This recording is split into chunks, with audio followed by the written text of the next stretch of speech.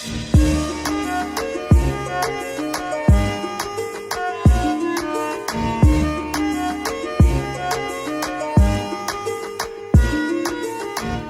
वालेकुम, मैं हूं chef Bashir Khan, chair of head chef. चलते हैं अपने किचन की तरफ।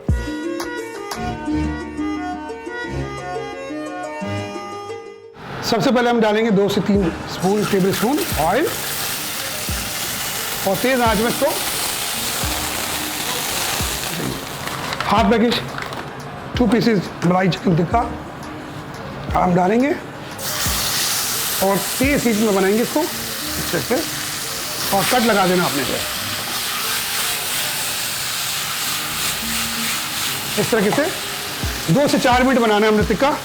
2 मिनट एक साइड पे और 2 मिनट एक साइड पे, यानी कि 2 मिनट आपने एक साइड पे फ्राई करना है सही से तेज आंच में। अब इसको हम पलटेंगे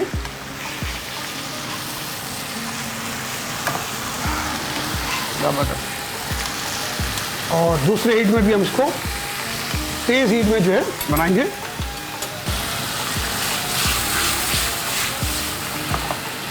दो से 4 मिनट हम इसको बना के दोनों साइड बना दिए। अब इसको हम स्टीम देंगे 6 से 8 मिनट।